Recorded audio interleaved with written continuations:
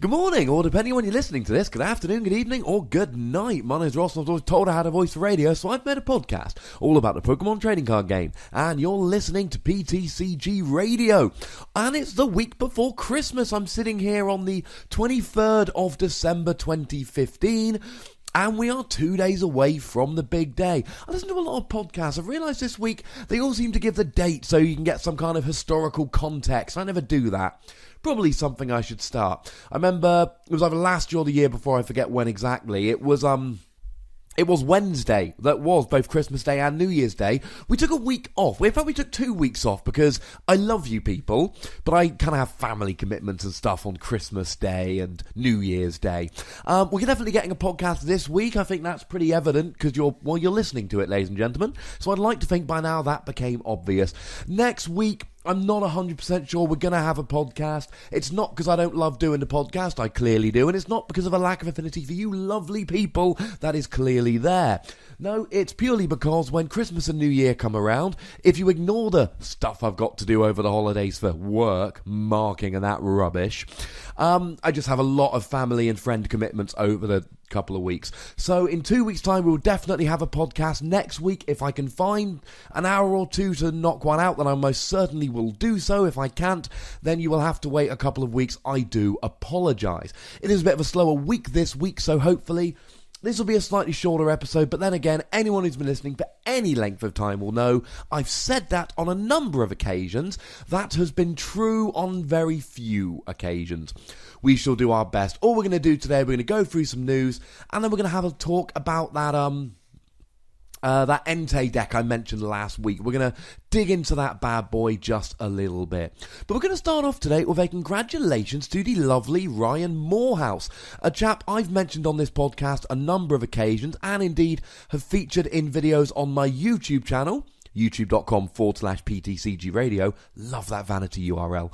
On a number of occasions. He went to Orlando this past week or two, and he casually just rocked up and won 2 city championships, which is ludicrous. Firstly, congratulations to Ryan.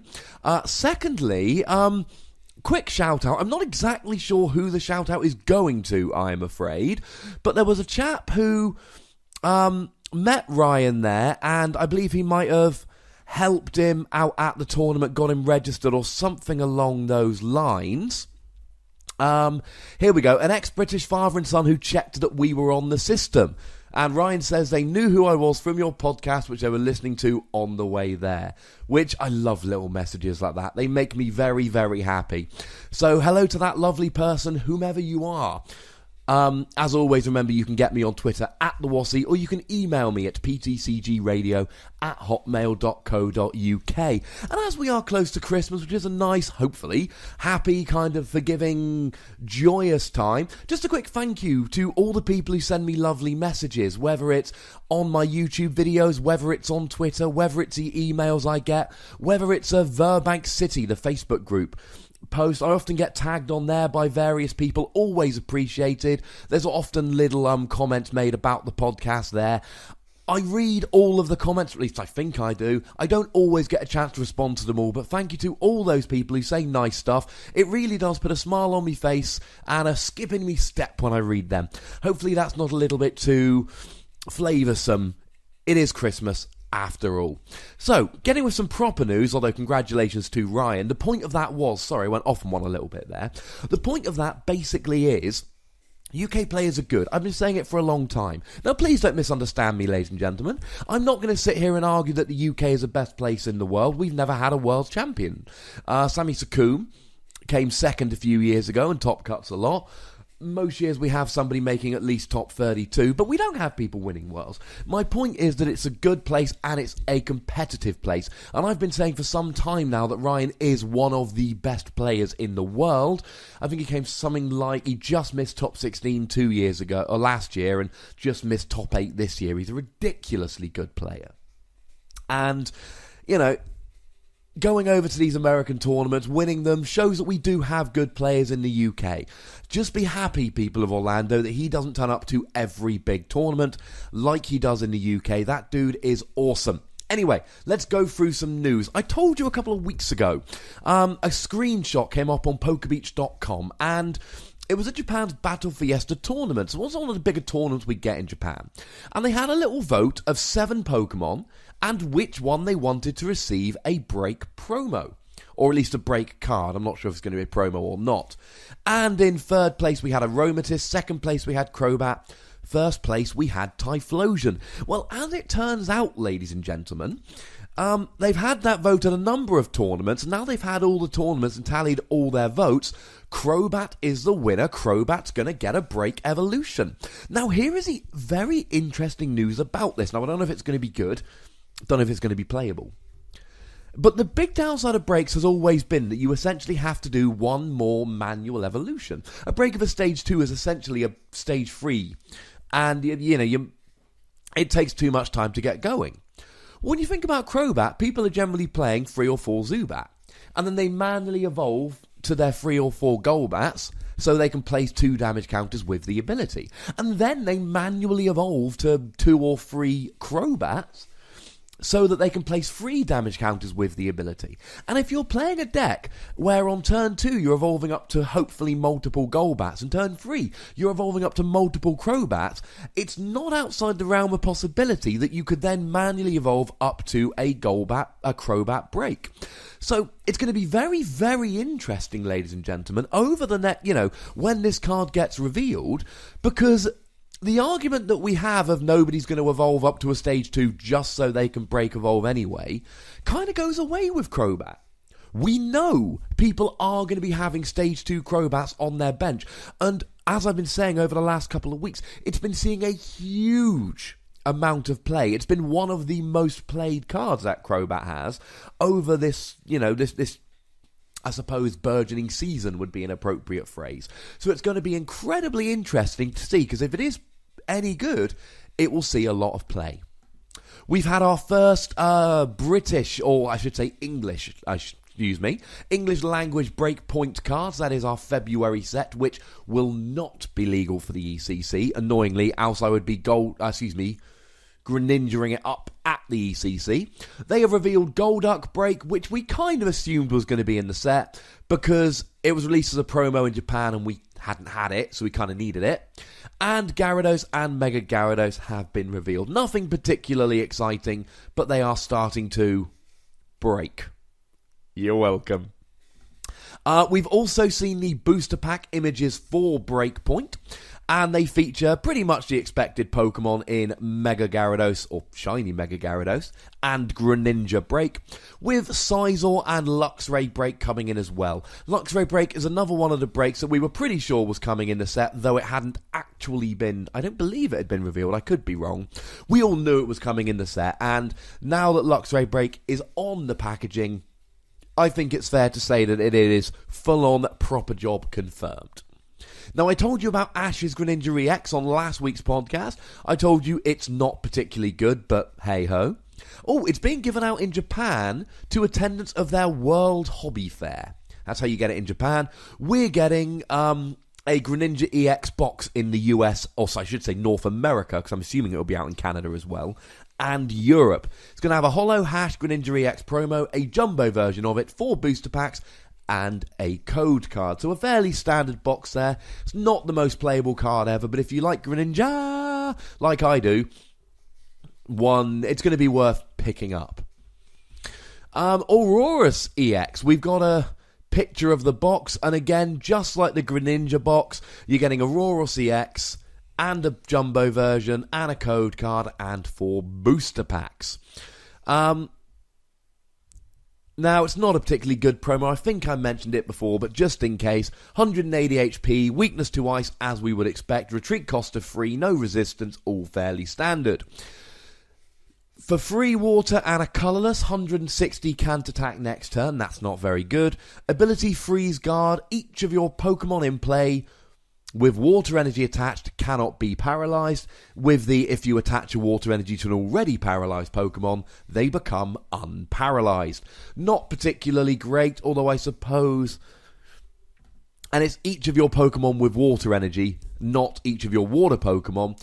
So I suppose this could be used as a counter. I mean, in Expanded, we've got things like Excelgor, which use paralysis, so you could use this to get around him. There are better ways, but it has a use. Now, in terms of the theme decks for Breakpoint, not terribly surprising. They feature Greninja and Luxray. They're the two break Pokemon that are on the booster pack images, and they're having breaks in the set, so it makes sense that they would be on the theme decks.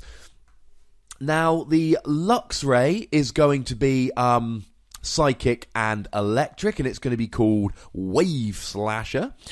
And, no, it's not, sorry. It's going to be called Electric Eye. It's the Greninja one that's going to be called Wave Slasher, and it's going to have Water and Grass. Now, the Luxray one, we don't have set lists for these yet, but we know what the... we can look at the product image, and we can see the artwork, so we know what we're going to get in terms of...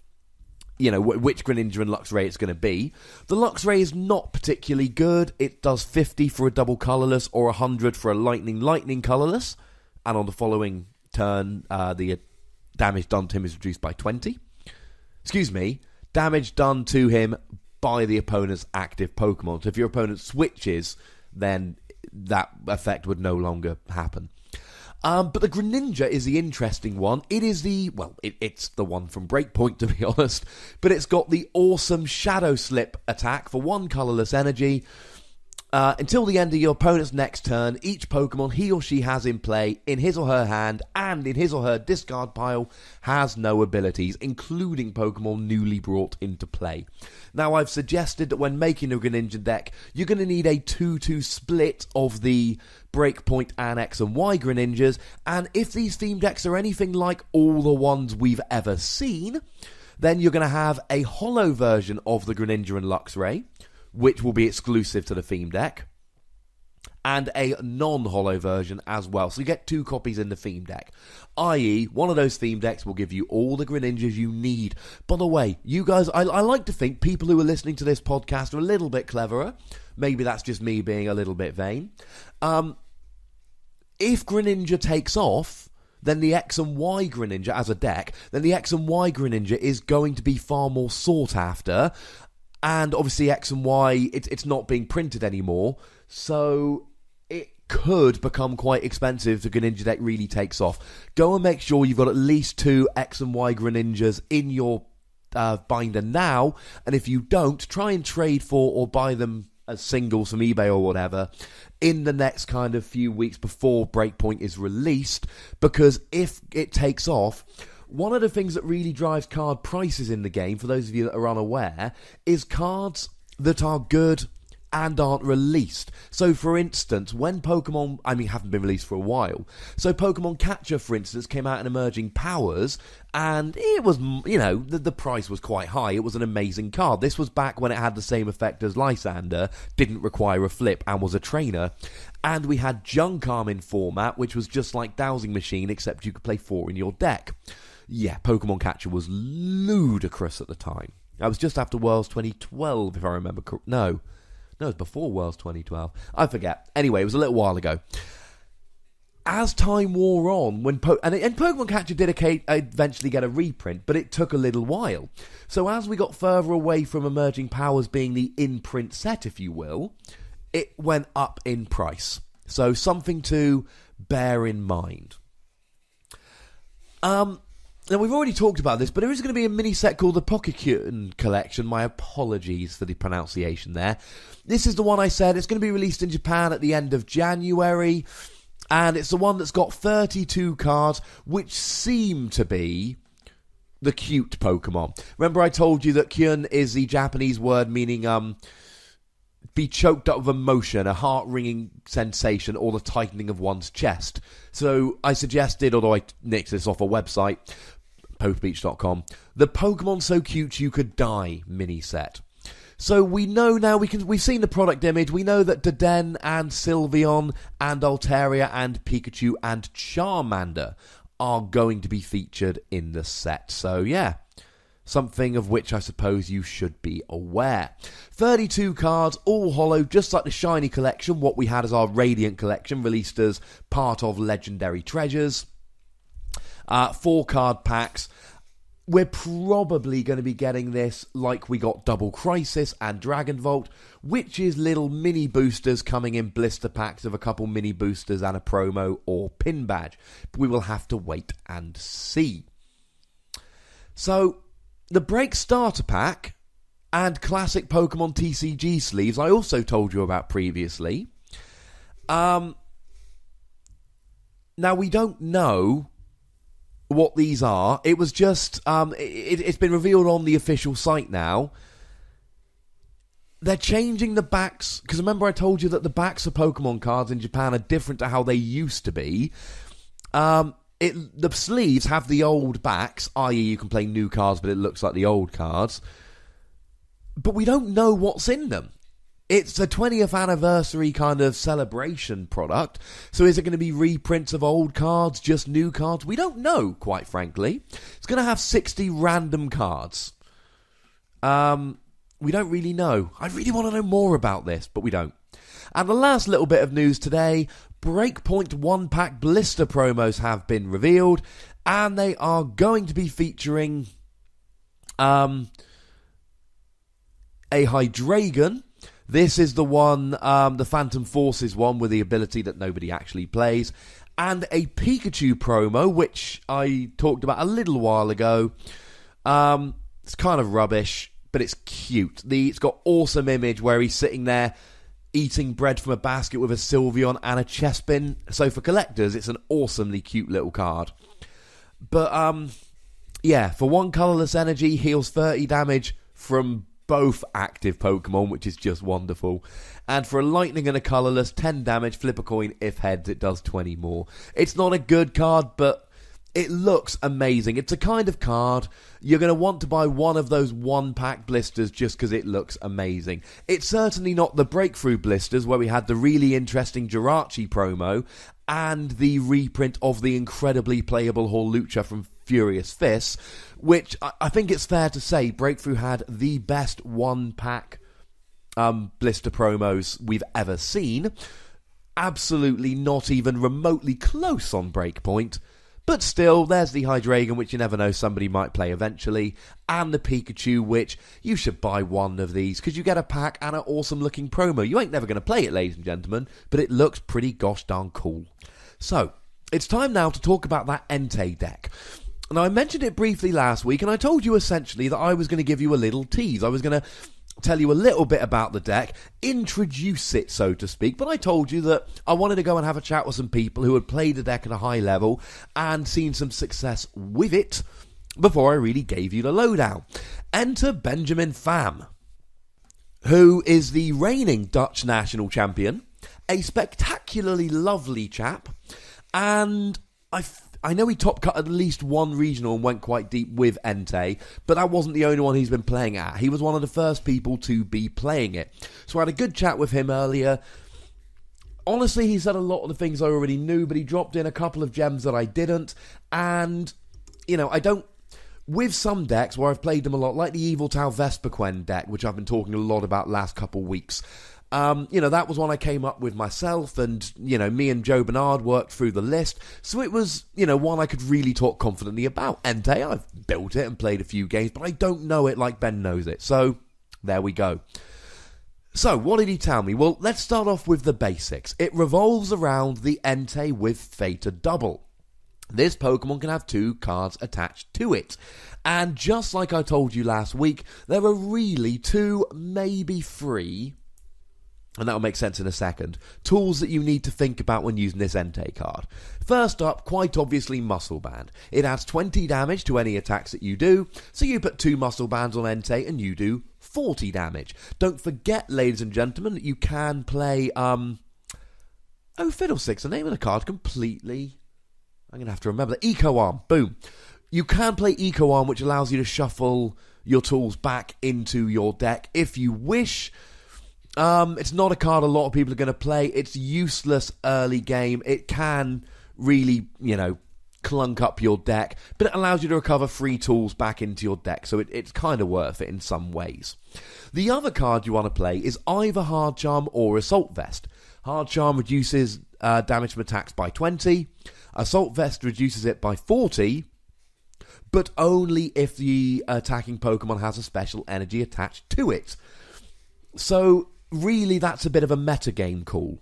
Against, decks like Seismitoad and Night March, clearly, even things like Lucario, you want to be getting, it's as I've said before, if you're playing against Lucario and you put an Assault Vest on, you're reducing any damage done by 40, i.e. you're nullifying the effect of Strong Energy and reducing it by another 20.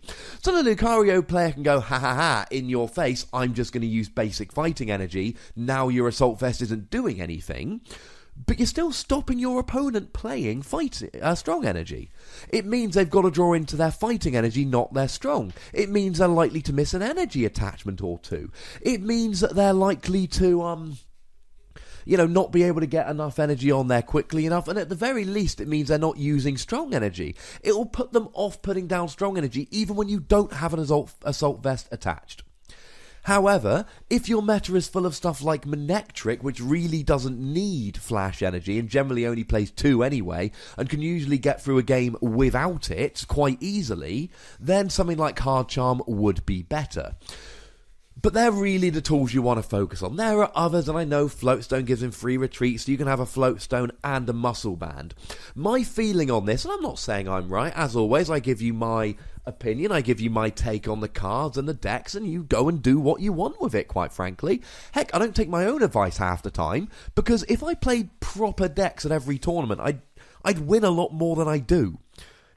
Taking my own advice doesn't lead me to things like Evil Tau Vesperquen or Donphan or decks like that. Taking my own advice leads me to play the decks people are winning with which people are winning.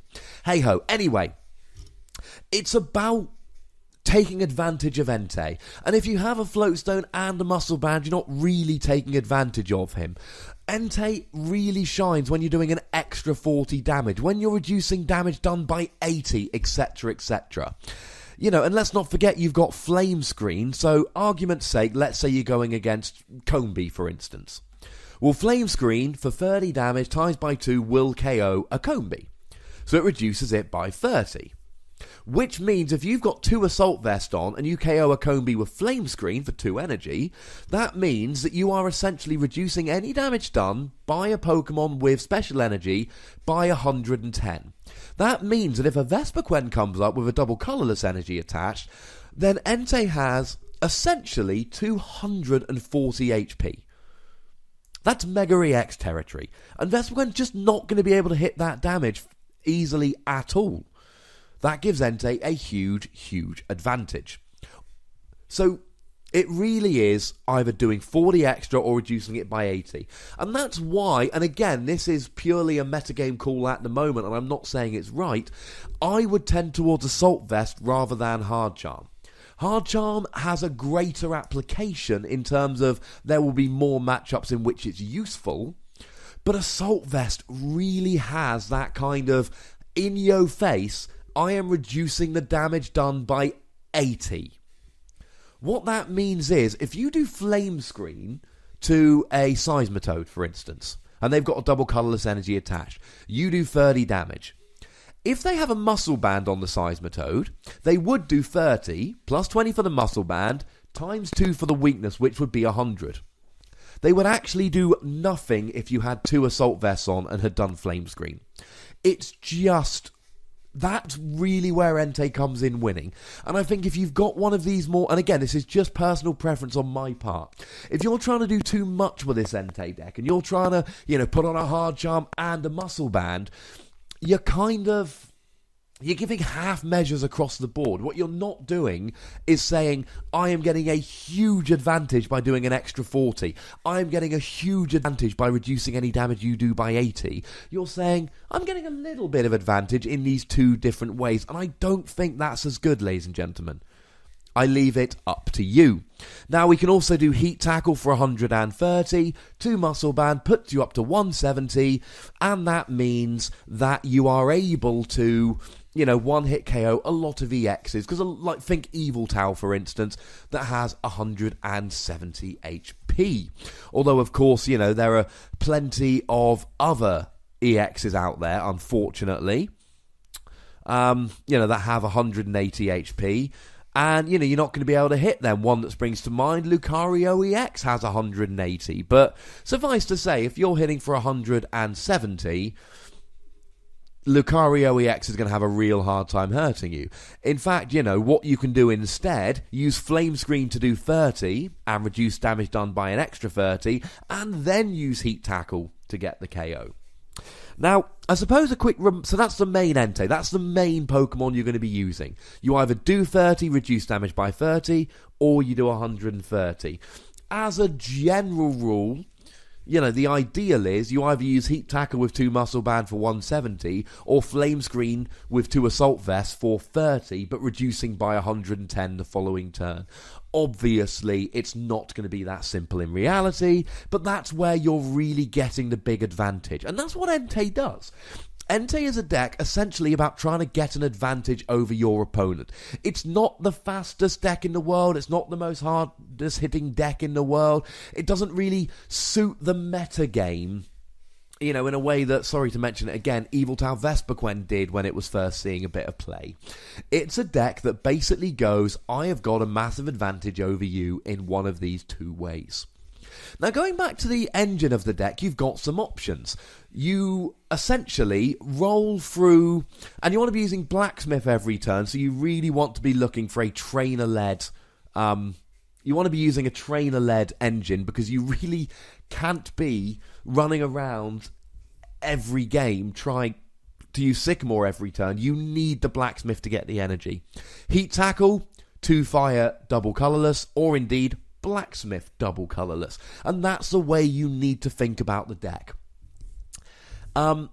You can use Scorched Earth to discard a fire energy and draw 2 cards. You can use Fiery Torch that's a stadium. Scorched Earth is, Fiery Torch is a trainer card, an item card, to discard a fire energy and draw 2 cards. And, that gets the energy in the discard pile and means that you can draw more cards. Obviously, you can use Battle Compressor to discard the energy, and then, use VS Seeker to get your Blacksmith back to heighten your chances of a turn 1 Blacksmith, i.e. use a Battle Compressor to discard 2 fire energy and a Blacksmith, and then instead of drawing into one of your 4 Blacksmith, you have 4 chances to hit it. You can draw into one of your 3 remaining Blacksmith or 4 VS Seeker to recover it from the discard pile, and that gives you 7 chances to hit that turn 1 Blacksmith. And then if you were playing that, you'd want to be running, Heavy Shaman, and considering cards like Acrobike, or maybe Bicycle if you can get your hand down low enough, or Roller Skates, things of that nature. So, 2 other cards you really should be considering in terms of attackers. Firstly, and I mentioned this last week, the other Entei from Ancient Origins. Now, this one doesn't have an ancient trait. It's got a fairly rubbish attack, Burning Roar, 1 colourless energy. Discard the top 4 cards of your deck. If any are fire energy cards, attach them to your Pokemon in any way that you like. Now, the lists I've seen online generally play between about 7 and 10. So that's not giving you a huge chance of hitting it, and you might end up discarding cards that you really need later on. What you don't want to do is use Burning Roar and discard, 2 DCE and 2 VS Seeker. I know that's pretty much worst case scenario, but still, that would be horrific. But Combat Blaze, 2 fire energy, 20 damage, plus 20 more for each of your opponent's bench Pokemon. So let's say, for argument's sake, they're, playing a Raichu deck or a Rayquaza deck, and they bench 8 Pokemon, then that means you're doing 180 damage, 200 with a Muscle Band. Although they'd be silly to bench that many, because of course Raichu doesn't need 8 bench Pokemon to take out Entei, and neither does Rayquaza, so they would bench just enough to get the KO. Rayquaza would be benching 4, and Raichu would be benching 5 or 6. So he's good just as an utility attacker. He's not amazing by any stretch. He doesn't give you the same advantage that the other Entei gives you. And like I said, that's really what the Entei deck comes down to, is getting yourself that advantage. Now, the other card you should be considering is Charizard EX. Now, which Charizard EX, I hear you cry? There's millions of them. Well, actually, no, there's two. Oh, wait, is there not a promo? Maybe there's three, because there was a promo one as well. Either way, I'm talking about the Flash Fire one with Wing Attack, except Wing Attack is rubbish. 60 damage for free colourless energy. It's all about Combustion Blast. 2 fire energy, 2 colourless, or indeed Blacksmith double colourless. 150 and you can't use Combustion Blast next turn. But let's be honest, ladies and gentlemen, this is essentially to help you hit 170. Now we know that the Entei can hit 170 more easily. Can hit 170 if you've got 2 Muscle Band and then it's got 130 HP. Charizard EX allows you to hit 170 with 1 Muscle Band and has 180 HP. Or indeed, if you put an Assault Vest on Charizard EX, he has essentially 220 HP if your opponent's got a special energy attached to the attacking Pokemon. So, you know, you play 1 or 2 of them as a backup attacker. He's a little bit beefier. He's got a little more... He can hit the 170 a bit more easily, quite frankly. And that's pretty much the entire deck, ladies and gentlemen. It really is focused around the ancient trait Entei, although the other one does see a little bit of use. The Charizard can see a little bit of use around as well. And it really is just about trying to get a little bit consistent. Now, as I said, I had a chat to Benji earlier. What I'm not going to do is give you his deck list. Please don't ask. It's not because I hate you. It's not my deck list to share. And when I do this podcast, I do genuinely very often ask people for deck lists, and especially in the UK, I found that people are really willing to share their deck list with me so that I can give more information about particular decks, etc. on the podcast. If I start sharing these deck lists, people will stop telling me them. It's as simple as that. Hey-ho. But I'm going to share with you, I asked Benji about the deck and about some of the matchups, and here are some of the things he said. I'm afraid no audio clips, I'm just going to have to read you what he said. Basically, the good matchups are against decks based on 170 HP EXs are good. Manectric Bats, Yveltal Zoroark, and of course grass-type decks like Sceptile, Vespiquen, and he pointed out you can KO Combees with Entei and block 110 damage, like I told you earlier. He went on to say, bad matchups are decks where you don't trade favourably against Pokemon, and they don't have problems one-hit KOing your Pokemon, like Mega Ray, Raichu Bats, and even Night March. And what he's basically saying there is, if they can KO your Enteis and you're not kind of trading... Either if they can KO your Enteis and you're not taking 2 prizes for 1, or they're KOing the Enteis and you're really struggling even to KO the Pokemon, think Mega Ray, then you're in bad problems. He also said that Seismitoad is annoying as well. Or in fact, he said Seismitoad is an annoying frog as well. Basically, what he's saying is, okay, yes, you can do the double Assault Vest trick, but they're going to Trainer Lock you. So if you don't get the Assault Vest out, they can Trainer Lock you and you can't play the Assault Vest. Even if you do, even if they're not playing Megaphone, they're likely to be playing something like Xerosic they can use to get rid of your Assault Vests. He said, I didn't really tech for matchups, I just wanted the deck to be really consistent. It looked like people were all playing Manectric Bats and Yveltal Zoroark, and as long as you set up, you beat those decks. Parallel City is annoying because you do -20, so you need to play a stadium yourself to counter it. And of course, as I've said, Scorched Earth. Now, I said this on last week's podcast. Obviously, I'm not going to tell you everything Benji said because I don't want to give away all of his secrets. I mentioned Scorched Earth on last week's podcast. Let me make it clear. Even if it wasn't for Parallel City, Scorched Earth allows you to draw more cards and allows you to get energy in the discard pile to help you set up. You need to be playing Scorched Earth in your deck. He likened it a little bit to Night March, basically saying it's a similar kind of deck, except you have a lower damage cap of 170, but it's easier to reach, and your basics have 130 HP, not 30 HP. He shared a list, which I can't really tell you what's in it, I'm afraid. And yeah, and he essentially finished off by saying that the Charizard is just there to hit 170 more easily and be a bit beefier. One interesting thing Benji did say, and I am afraid I can't expand on this very much, is he's not a fan of the American lists that have been doing the rounds on the internet. He thinks they're missing a trick. Now, I can't really tell you how, but I can tell you, practice, play. See what you can do. I've given you my take on the deck, not Benji's, but I've given you some of Benji's thoughts, and I thank you very much to Benji for chatting to me earlier and helped me to understand the deck a little bit better. So yeah, that's Entei, ladies and gentlemen, and we are pretty much going to call it there for today. It is going to be a slightly shorter episode, but you know, I got an episode out 2 days before Christmas, and actually it's going to go up a couple hours earlier than it usually would on a Wednesday, because I'm out with friends this evening, so I've had to, you know, bust one out pretty much kind of early afternoonish, although it's not going to be up online quite that quickly, rather than kind of late evening.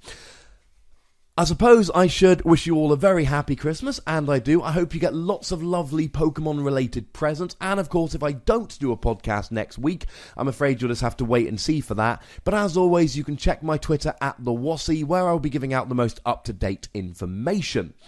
If I don't do a podcast next week, have a wonderful new year, enjoy yourselves, but keep yourselves safe, ladies and gentlemen. It has been a lovely year. The podcast has been going strong. We've only missed a couple of episodes all year, which is pretty standard. We don't miss more than about, I think 3 or 4 is about the most we've ever missed. If anyone's got the figures, do let me know. I'm also back to using my original mic this week, rather than the spare mic that I've been using for about a month or 2 now, for boring reasons. So let me know if you think the sound quality is better this week or not. Compare this to the last kind of 4 or 5 weeks. I'm using a different microphone again. I can't tell if I like it more or not. I think I do, but I'm not 100%. As always, make sure you're following me on YouTube, or subscribed, I should say, use the correct terminology. youtube.com/PTCGRadio. I've started uploading videos from the Sutton Coldfield League Challenge, or the Kirkham League Challenge, as I suppose it should probably be known. Weirdly, it's because one or the 2 Kirkhams, I think, is in all of the rounds, but there is a place called Kirkham in the UK, which is not where we held the League Challenge. Anyway, I'm starting to ramble. I've already put the first 2 rounds up, and round 3 is very interesting and will be going up later on today. It's going to be a doozy, ladies and gentlemen. So look after yourselves, have a lovely Christmas and a lovely New Year. I'll be back in 1 or 2 weeks. Watch this space. Thank you very much for listening, as always, and a huge thank you again to Benji for the help with this week's podcast. It is always really, really appreciated, any help I get from anybody doing this podcast. I don't know everything as much as I may at times profess to. Thank you very much for listening. My name is Ross, and you've been listening to PTCG Radio.